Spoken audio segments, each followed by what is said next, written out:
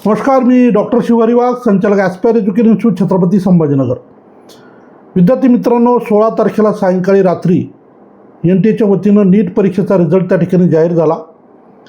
यावर्षी NTA वतीनं नीट परीक्षा कंडक्ट करण्यामध्ये त्या ठिकाणी बऱ्यापैकी चुका झालेल्या होत्या, जे की 3 मेची परीक्षा त्यामुळे रद्द झाली.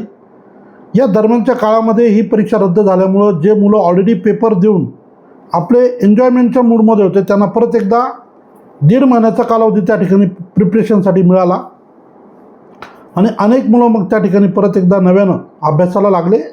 21 जूनला रिनीट झाली, फायनली 16 जुलैला त्याचा रिझल्ट आला. तर खऱ्या अर्थानं आता विद्यार्थी पालकांना जो काय रिझल्ट आलेला आहे याच्यावर आपण नेमकं काय पॉसिबल आहे, आलेल्या स्कोअरनुसार, आलेल्या रँकनुसार कुठे ॲडमिशन मिळेल, कोणता कोर्स आपल्याला मिळू शकतो, या संदर्भामध्ये दिवसभर ॲस्पायर एज्युकेशन इन्स्टिट्यूटमध्ये विद्यार्थी पालकांची गर्दी असते. त्यातील अनेक विद्यार्थी एनरोल करत आहेत, काही कागदपत्राच्या पूर्ततेच्या संदर्भानं परत ते इन्स्टिट्यूटमध्ये जे तर ॲडमिशन्स घेतील. परंतु एक प्रश्न जो वारंवार सगळ्याच पालकांकडून विचारला जातो आहे की आता ॲडमिशन प्रोसेस कधी सुरू होणार. ऑब्व्हियसली ज्या मुलांना चांगले मार्क्स मिळालेले आहेत त्यांची अशी अपेक्षा असणं काही गैर नाही, कारण ऑलरेडी ही प्रक्रिया काही महिने डिले झालेली आहे. तसं बघितलं ऑफिशियली तर 3 मेला परीक्षा झाली. हे जर कंटिन्यू राहिलं असतं तर साधारण 10 जूनपर्यंत रिझल्ट आला असता आणि हा जो 19 जुलैची आजची डेट आहे इथपर्यंत जर आपण बघितलं किमान 1-2 राऊंड ॲडमिशनचे पूर्ण झालेले असते. परंतु दुर्दैवानं असं झालं नाही. पण आता जे विद्यार्थी पालक दिवसभरामध्ये ऑफिसला व्हिजिट करत आहेत किंवा जे आमच्याकडे ऑलरेडी एनरोल्ड विद्यार्थी आहेत, जे अगदी रजिस्ट्रेशनपासून एनरोल झालेले आहेत, तर त्याही पालकांच्या विद्यार्थ्यांच्या वतीनं ही विचारणा नक्की होती की आता प्रवेश प्रक्रिया कधी सुरू होणार, राऊंड कधी सुरू होणार. तर याच संदर्भानं एक छोटासा व्हिडिओ मी तुम्हाला या ठिकाणी शेअर करतो आहे. आपण हा व्हिडिओ शेवटपर्यंत पहा आणि गरजू मुलांना नक्की शेअर करा. सगळ्यात पहिले साधारण प्रक्रिया कशा पद्धतीची असते हे तुम्हाला सांगण्याचा प्रयत्न या ठिकाणी करतो आहे. आता पहिली जी प्रोसेस असते ती ऑल इंडियाच्या संदर्भानं असते. पहिले 15% गव्हर्मेंट MBBSचे सीट्स, 100% जिपमर, 100% एम्स आणि 100% डीम्ड युनिव्हर्सिटी. तर ह्या ॲडमिशन प्रक्रियेसाठीची पहिली प्रोसेस ही MCCच्या वतीनं सुरू होते, ज्याला आपण ऑल इंडिया 15% कोटा म्हणतो किंवा MCCची काउन्सिलिंग प्रक्रिया म्हणतो किंवा सेंट्रल काउन्सिलिंग आपण त्याला म्हणतो. तर या MCCच्या माध्यमातून ज्या विद्यार्थ्यांना अतिशय चांगले गुण आलेले आहेत असे विद्यार्थी एम्स, जिपमर किंवा टॉपचे गव्हर्मेंट मेडिकल कॉलेजेस, ज्याच्यामध्ये आपण मौलाना आझाद असेल, महावीर मेडिकल कॉलेज असेल, लेडी हार्डिंग्स असेल मुलींसंदर्भाने, सफदरजंग असेल, असे वेगवेगळे जे टॉपचे मेडिकल कॉलेजेस आहेत आणि एम्स वगैरे जे बाकीचे जे महत्त्वाचे कॉलेजेस आहेत, तर अशा कॉलेजेसच्या संदर्भानं हे मुलं जे येते त्या ठिकाणी ॲडमिशन मिळवण्यासाठी प्रयत्न करतील, जो की MCCच्या संदर्भाने हा राऊंड त्या ठिकाणी कंडक्ट होईल. याशिवाय असे विद्यार्थी ज्यांची MBBSला प्रवेश घेण्याची तयारी आहे परंतु स्कोअर कमी आहे, परंतु आर्थिक स्थिती मजबूत आहे किंवा त्यांची पेईंग कॅपॅसिटी आहे, तर असे विद्यार्थी डीम्ड युनिव्हर्सिटीच्या संदर्भानं त्या ठिकाणी प्रवेश प्रक्रियेत जाऊ शकतात. तर ह्या ओव्हरऑल प्रक्रियेबद्दल जे तर MCCकडनं पहिल्या राऊंडच्या संदर्भानं प्रॉपर शेड्यूल येईल आणि MCCकडनं 2 प्रकारचे शेड्यूल येतील. एक असेल ऑल इंडियाचं शेड्यूल आणि एक शेड्यूल असेल जे ऑल इंडिया आणि त्याच्या साधारण ऑल इंडिया वर्सेस स्टेटचं शेड्यूल. ऑल इंडियाचं जे शेड्यूल जे उपलब्ध होईल त्यामध्येच महाराष्ट्राचं शेड्यूल किंवा इतर राज्यांचं शेड्यूल जे येतं आपल्याला पाहायला मिळेल आणि ऑल इंडियाचं शेड्यूल विचारात घेऊन महाराष्ट्र स्टेटची रजिस्ट्रेशन प्रक्रिया असेल किंवा पुढचे राऊंड जे असेल हे त्या ठिकाणी सुरू होतं. तर मुळामध्ये आता रिझल्ट लागून साधारण 2-3 दिवस झालेले असं गृहीत धरूया आपण आणि पुढच्या 2 ते 3 दिवसामध्ये आपण अपेक्षित करूया की MCCच्या वतीनं रितसर रजिस्ट्रेशनच्या संदर्भानं शेड्यूल येऊ शकतं. परंतु त्याही अगोदर एक महत्त्वाचं शेड्यूल MCCकडनं येईल, ते म्हणजे जे PWD कॅन्डिडेट आहेत, हँडिकॅप स्टुडंट आहेत, त्यांनी सर्टिफिकेट काढण्याच्या संदर्भानं गाईडलाईन त्या ठिकाणी पहिले येतील. थोडक्यात जे मुलांनी PWD कोट्यातनं फॉर्म घेतलेला होता अशा विद्यार्थ्यांना देशभरामध्ये एकूण 16 मेडिकल कॉलेजेस आहेत, सेंटर्स आहेत, ज्या ठिकाणी जाऊन परत एकदा आपलं व्हेरिफिकेशन करावं लागतं आणि रितसर ऑफिस त्या मेडिकल कॉलेजकडनं रितसर सर्टिफिकेट प्राप्त करावं लागतं. जे तुम्हाला रजिस्ट्रेशन प्रक्रियेमध्ये वापरता येतं किंवा अपलोड करावं लागेल. ही नोटीस पहिले येणं अपेक्षित आहे.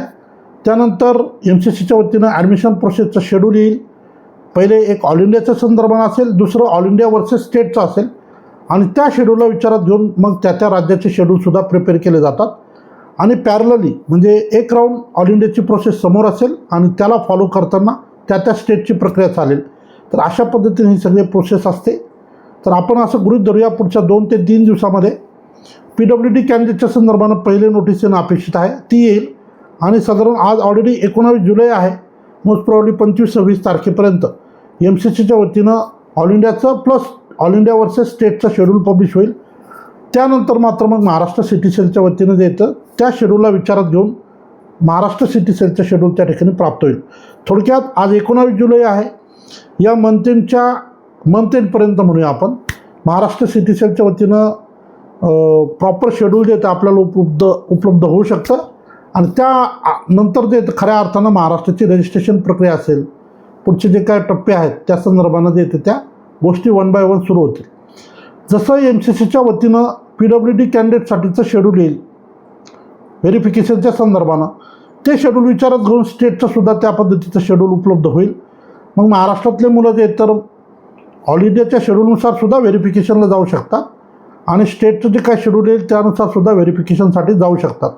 थोडक्यात अजूनही आपल्याला किमान आठवडाभर या वेळापत्रकाची शेड्यूलची वाट पाहावी लागेल. ह्या संदर्भानं जे विद्यार्थी पालक वाट पाहत आहेत, ज्यांना अतिशय चांगले गुण आहेत, डेफिनेटली ते अतिशय इगर असेल की चांगल्या कॉलेजमध्ये आपल्याला प्रवेश घेण्यासाठी आपण लवकरात लवकर आता पुढची प्रक्रिया करूया. सोबतच असेही मुलं आहेत की ज्यांची पेइंग कॅपॅसिटी आहे पण स्कोअर कमी आलेला आहे, ज्यांना डीम युनिव्हर्सिटीला ॲडमिशन पाहिजे, ते विद्यार्थी अगदी आतुरतेने या सगळ्या प्रक्रिया कधी सुरू होतील याची वाट पाहत आहेत. सो सगळ्या विद्यार्थी पालकांसाठी महत्त्वाची सूचना अशी की साधारण अजून आठवडाभर आपल्याला यासाठी वेट करावं लागेल. डीम्ड युनिव्हर्सिटी असेल किंवा ऑल इंडियाची काउन्सिलिंग प्रक्रिया असेल, ज्याच्यामध्ये एम्स असेल, जिप्मर असेल किंवा ऑल इंडियाचे टॉपचे गव्हर्नमेंट मेडिकल कॉलेजेस असतील, या सगळ्या काउन्सिलिंग प्रक्रियेसाठी डीम्ड युनिव्हर्सिटीच्या ॲडमिशन प्रक्रियेसाठी ॲस्पायर एज्युकेशन इन्स्टिट्यूटच्या वतीनं रीतसर परिपूर्ण मार्गदर्शन केलं जातं. रजिस्ट्रेशनपासून तर ॲडमिशनपर्यंतची सगळी प्रक्रिया, फॉर्म भरण्यापासून, चॉईस फिलिंगपासून, अलॉटमेंट झाल्यानंतरचा जो पुढचा प्रक्रिया आहे रिपोर्टिंगची, तिथपर्यंत सगळी मदत आपल्या ॲस्पायर एज्युकेशन इन्स्टिट्यूटकडून केली जाते. ऑलरेडी अनेक विद्यार्थी डीम्ड युनिव्हर्सिटीच्या ॲडमिशन संदर्भानं असेल किंवा टॉपच्या एम्स वगैरेच्या संदर्भानं असेल आपल्याकडे एनरोल झालेले आहेत. डेफिनेटली यावर्षी हा आकडा बऱ्यापैकी हायर साईडला आहे. अनेक विद्यार्थी पालकांनी आमच्यावर प्रचंड विश्वास दाखवलेला आहे. तर या सगळ्यांचे आभार खरं म्हणजे. आणि आपणही यासाठी इच्छुक असाल मदत घेण्यासाठी तर आपण निश्चितपणे ॲस्पायर एज्युकेशन इन्स्टिट्यूटला व्हिजिट करा. जरी आपलं ऑल इंडियात जाण्याचं स्वप्न नसेल, जसं की एम्स असेल, जिप्मर असेल किंवा डीम्ड युनिव्हर्सिटी असेल, तरी महाराष्ट्रामध्ये MBBS करायचं असेल, MBBS करायचे, BMS करायचे, BDS करायचे किंवा इतर कुठल्या कोर्सेसला एनरोल करायचं असेल तर निश्चितपणे तुम्ही आमची मदत घेऊ शकता. तिथेसुद्धा आपण रजिस्ट्रेशन टू ॲडमिशन जे काय 3-3.5 महिने चालणारी प्रक्रिया आहे त्याबद्दल विद्यार्थी पालकांना परिपूर्ण मार्गदर्शन करतो, त्यांची प्रोसेस करून देतो. बऱ्याचदा तुम्हाला खूप सारे व्हिडिओ वेगवेगळ्या लोकांचे वेगवेगळ्या माध्यमातून पाहायला भेटत असतील, परंतु व्हिडिओ बनवणं माझं खरं म्हणजे काही असा पर्टिक्युलर माझं काम नाही आहे, जॉब नाही आहे. वेळ मिळेल तसे गरजेनुसार विद्यार्थी पालकांना काही अंशी आधार देणारे, मार्गदर्शन देणारे असे व्हिडिओ मी बनवतो. कारण दिवसभरामध्ये प्रचंड विद्यार्थी पालकांची गर्दी असते आणि हे सगळं आपलं जे काही विश्वास आपण कमवलेला आहे विद्यार्थी पालकांचा, तो सातत्यानं त्याला ती जबाबदारी असते एक प्रकारची, ती जबाबदारी सातत्यानं पूर्ण करत असताना व्हिडिओ बनवण्यासाठी पुरेसा वेळ भेटत नाही. परंतु जसा वेळ मिळेल तसं जे काय माझ्यासमोर विषय येतात त्या पद्धतीचं मार्गदर्शन करण्याचा मी प्रयत्न करतो. तुमचे काही प्रश्न असतील, तुमचे काही मनात शंका असतील, तुम्हाला कुठल्याही प्रश्नाच्या संदर्भानं मार्गदर्शन पाहिजे असेल, प्लीज आपण कमेंट करत जा. कृपया आपण कमेंट करा, यूट्यूबला कमेंट करू शकता. तिथे तुमचं काय जे कोणत्याही विषयावर तुम्हाला माहिती पाहिजे असेल तर तुम्ही ते लिहित चला.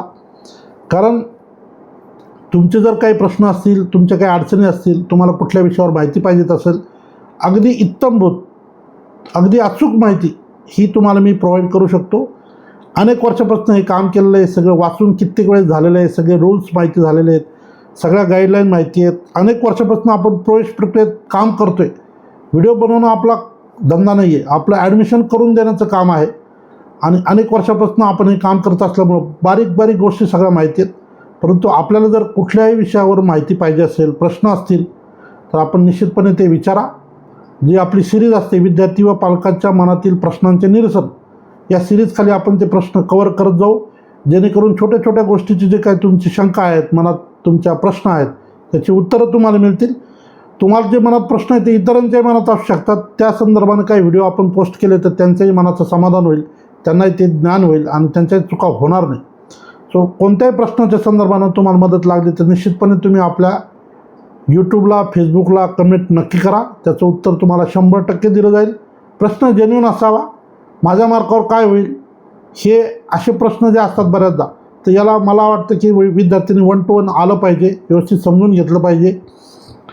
जर आपण तुझ्या एखाद्या विद्यार्थ्याने एखादा स्कोअर टाकला आणि मी त्याला म्हटलं तुझं हे होऊ शकत नाही, पण मग दुसरं काय होऊ शकतं हे समजून घेण्यासाठी प्रत्यक्ष येणं फार गरजेचं असतं. जे विद्यार्थी पालक प्रत्यक्ष येऊ शकत नाही त्यांचा विषय आपण समजू शकतो, पण जे जवळ असतात, लोकलला असतात, त्यांनी निश्चितपणे एकदा भेटलं पाहिजे, माहिती घेतली पाहिजे आणि निर्णय केला पाहिजे. सो ज्या विद्यार्थ्यांना ॲस्पायर एज्युकेशन इन्स्टिट्यूटची मदत पाहिजे त्यांनी निश्चितपणे एनरोल करा. येणाऱ्या काळामध्ये जे काय 3-4 महिन्याचा आपला प्रवास आहे, या संदर्भानं परिपूर्ण मदत तुम्हाला केली जाईल. ज्यांचा कमी स्कोर आहे त्यांना मॅनेजमेंट कोटा असेल, इतर राज्यातली ॲडमिशन प्रक्रिया असेल, त्या संदर्भानं मदत केली जाईल. आणि निश्चितपणे आपलं यावर्षीचं जे काय BMSचं असेल, MBBSचं असेल, BDSचं असेल, BHMSचं असेल, ते स्वप्न पूर्ण करून देण्याचं काम आमच्या वतीनं त्या ठिकाणी केलं जाईल. या ठिकाणी थांबतो. धन्यवाद.